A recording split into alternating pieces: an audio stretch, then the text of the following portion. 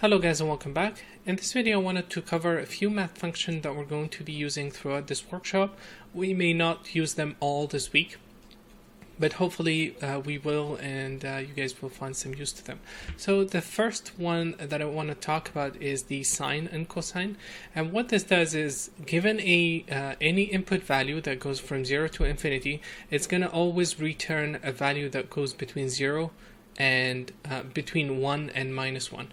The sine function starts at 0. The cosine function starts at 1. So there is an offset between these two guys.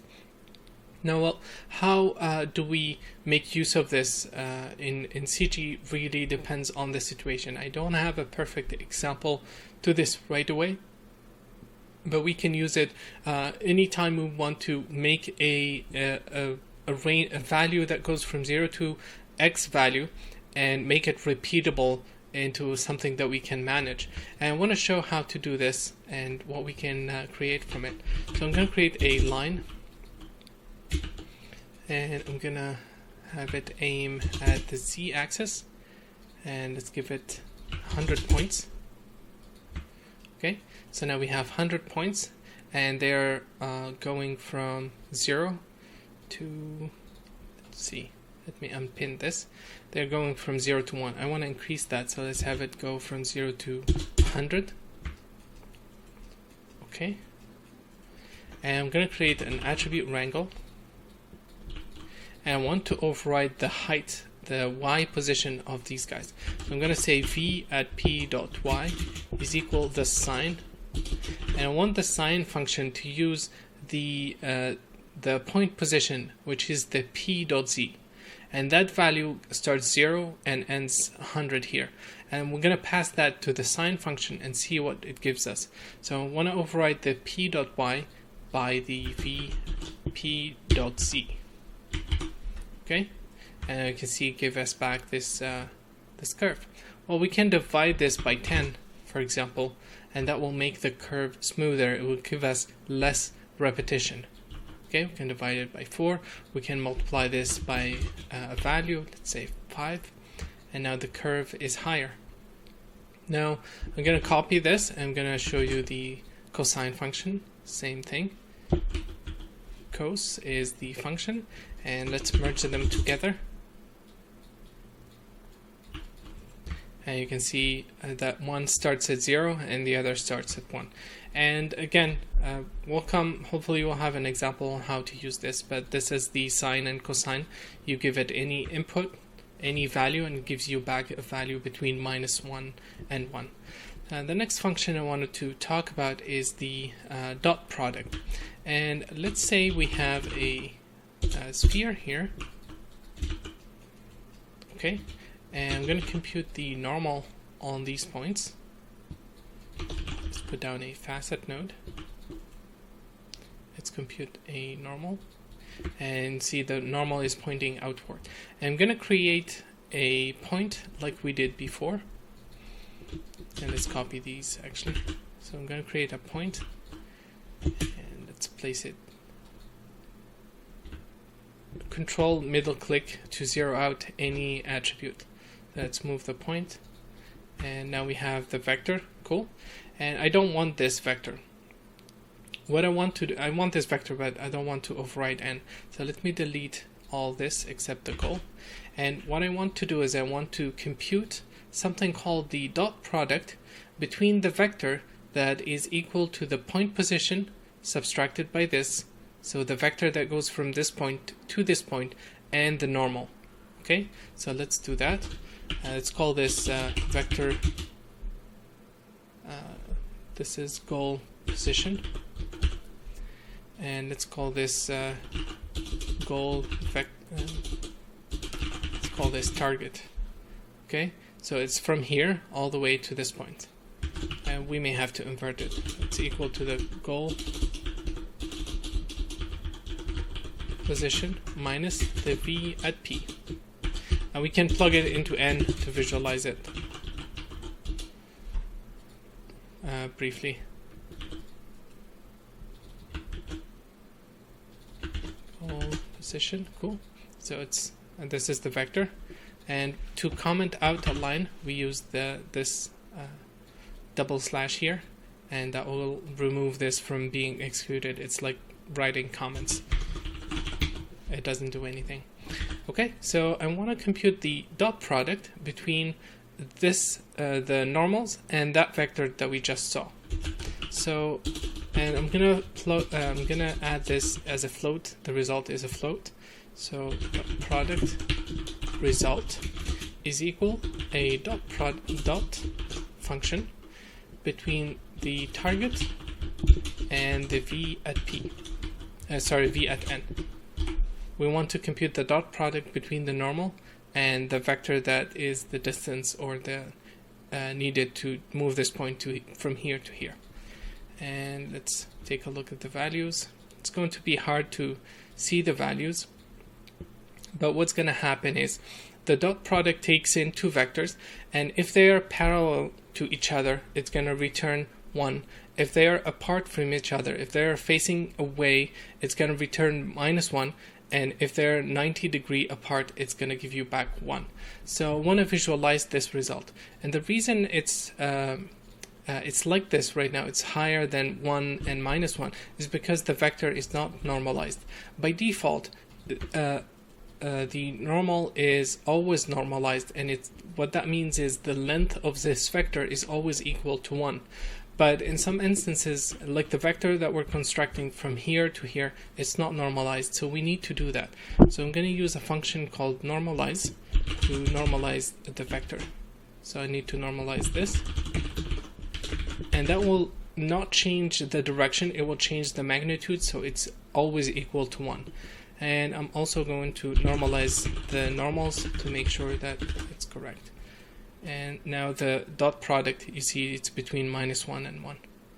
And it's 1 where the point are facing this point, and it's away, it's -1 when the points are facing the other direction. So let's plug this into the color and see how that looks like. F dot product. And let's see. This.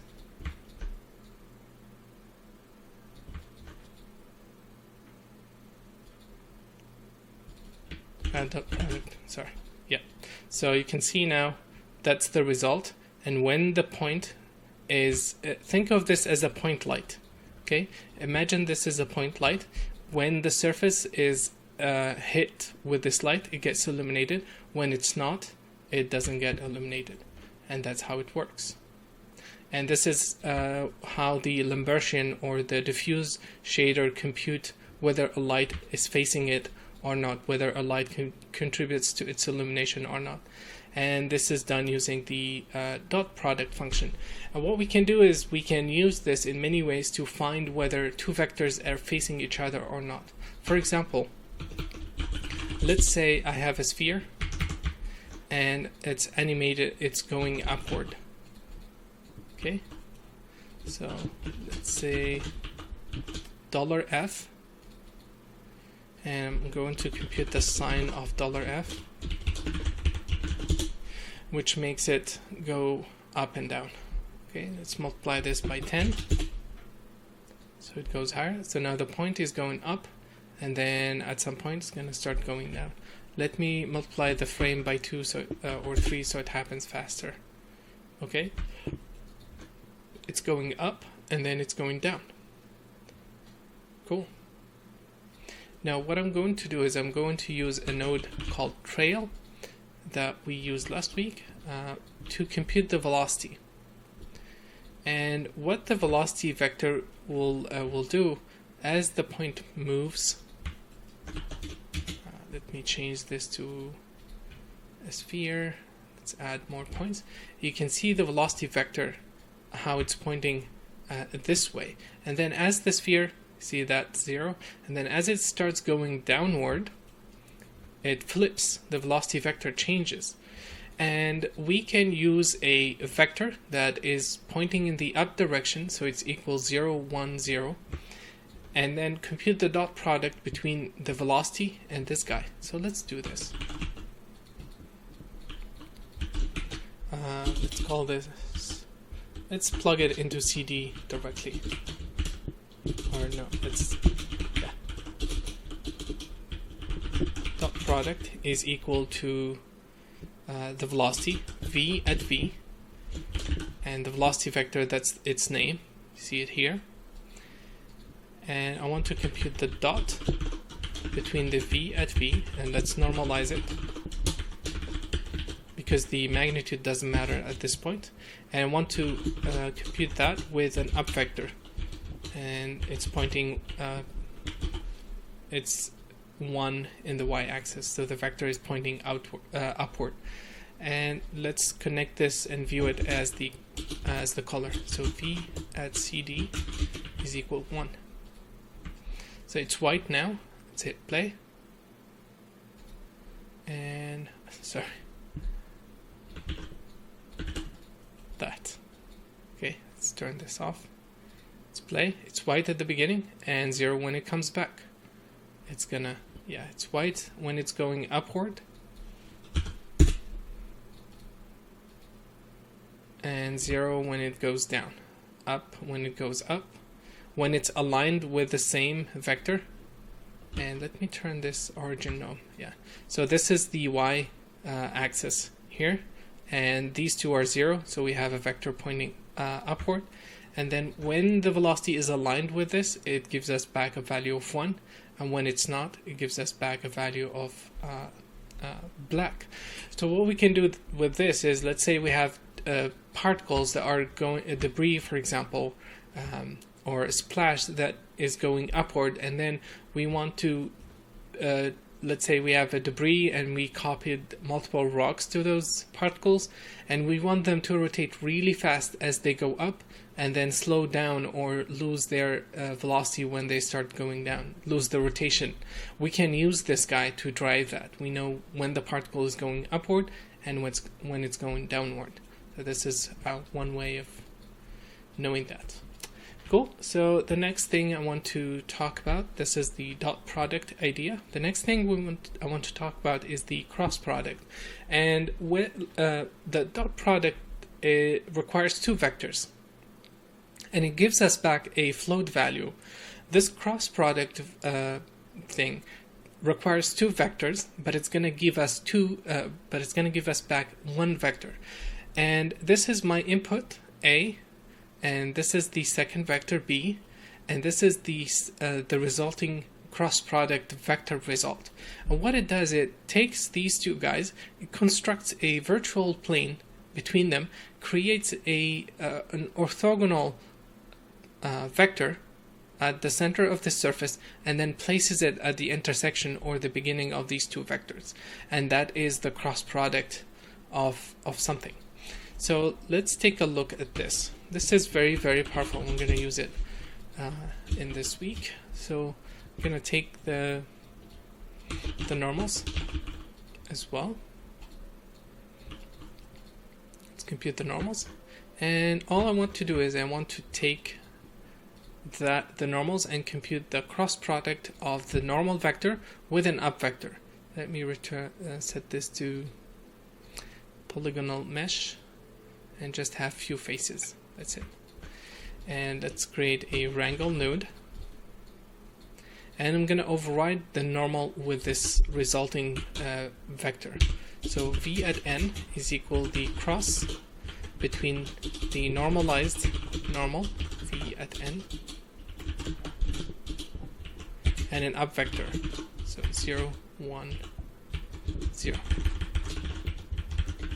And let's end this line, and you can see now the vector has rotated and changed its orientation. Let me increase this so we can see it better. So we started with this. This is the vector here. We gave it an up vector, which is here, pointing this way. And let me visualize the up vector for you guys. So an up vector is equal to that. Okay, so this is the up vector, and this is the normal. Okay, and the result between these two guys is going to create a virtual plane. Let me reduce the number of points so we can see it better. it's gonna create a virtual plane between these two guys, which is like this, and then compute the orthogonal vector to that plane, and then place it here. And this is the result that we get. That's the vector that we want. And this is very useful to create a vector that follows the curvature of the mesh. And you can already see that. Let me create the toy geometry, and we're going to take the normals, and let's run the same thing. Let's make sure it has normals, and let's visualize that. And let me set this back to 0.1. And this is the original normal of the toy geometry, and then with the cross product you can see how it's following the curvature of the mesh. We can also compute another cross product to inverse this vector, but we'll do this later, to create change the orientation so it's facing this way or this way to get more interesting directions that we can use later. So I think that's pretty much it for the math function. If I remember something, we need something else, we'll talk about it. But primarily the sine and cosine, and then the dot product and the cosine, the cross product. So I've done all this using coding, which is pretty simple, but I want to show doing the same thing using point VOPs. Point VOPs are the same as VEX in terms of performance. There is no difference. It's just which one are you more comfortable with. You want to write code, you can use the Wrangle node, or you want to use an interface and connect nodes and things like that, you can totally do that. So let's take a look at a couple of examples that we did. Maybe this sine. Yeah, so let's do this again. So I'm going to copy the line, and I'm going to create a point VOP. I'm going to connect this here. Okay, let's dive inside. We have the P, this is the position, and to access its component we need to use a vector to float, which splits where we can access the X, Y, and Z individually. And I want to take the Z component and compute a sine function for that. Okay, and then we want to override the height with this result, but keep the Z and X the same. So we need a float to vector node to reconstruct the vector. I'm going to plug in this result into the Y component, leave the Z as it is, and leave the X as it is. And then we're going to plug this into the Y position. You can see we've got the same result. We did the multiplication. We divided the p.z by 4 and multiplied it by 5. So let's do that. Let's add a multiply by a constant, and let's multiply the z position by 4, and divide the height by 4. So divide constant by 4, and let's increase the height by 5. Multiply constant, and this by 5. And this is exactly what we did here. You can see it's the same result. For the cosine, let's copy this. Let's dive inside and just swap this with a cosine function. Okay, now we have the cosine, which is equal to this. So here, I have a couple of nodes, and this one is just a couple of lines, or one single line to do that. So it's up to you, whichever you want, you're comfortable with. I want to show this example because I think we may want to do it in point VOPs rather than Wrangle. So I'm going to connect the first input and the second input, and what we did, we computed a vector that is the vector needed to move the points to the goal. So let's do that. But first we need to import the second point value. And to do that, I'm going to use an import point attribute. Okay, and the point number is equal to 0, and I'm going to create a constant, and it's an integer, and its value is equal to 0. Connect that. For the file, I'm going to connect the second input because that's where it's coming from. And now if I set this, you can see all the points are overwritten and moved to that position, but I don't want that. This is just for verification. I'm going to compute the vector that starts from here and goes all the way to position, and let's take a look at that and view it as the normal. Let's see, that's the vector, and again we change the viewport back, so that's why the length there, and then we can compute the length of this vector and plug it into the color, and now it's super bright. So we need to fit this, and to do the fitting we're going to use a fit range node. I'm going to say the range is between 0 to 15, and we want to flip it. Instead of black where it's where it's close, we want to make it white, and then black when it's far away, when it's not facing. So let's do this, and as the object gets closer, we're getting this fake illumination effect, but this is different from the dot product result. We can also do the dot product if we want by, let's copy this and let's compute the vectors and the normals, and we want to compute the dot product between the normal and this vector. So dot product between that and this, and we want to normalize them first. So normalize this and this. Let's connect this result, and now we have the dot product result with the point. Cool. So this is the implementation in point VOP. Let's do the cross product, and we've covered everything. So let's copy this, and this is our normal original. Let's set this to 0.1. I'm going to create a point VOP. Let's dive inside, do a cross product between n and an up vector, which is set here. So let's connect this to n, and now we have that. We can also do another cross product. So I'm going to copy this, and I want to compute the cross product of this result with the normal again and plug this in. See how it's facing upward now? Okay, and we can use a mixed node to mix between the two. See how it's doing that, rotating between the two. And we can use any noise maps. So noise is basically similar to the sine or cosine function. Actually, the Perlin noise is based off sine and cosine. A noise function behaves the same way. It gives you back a value that goes from -1 to 1 or from 0 to 1, and this is the result. The cool thing is you can change the frequency. Is different, not like the random function. It has a scale, so you can increase the amount of noise or not. And I can plug this into the interpolation bias here and take a look at the normal, and now it's being driven by this map. So I can add noise here, and it's mixing simply between the two vectors.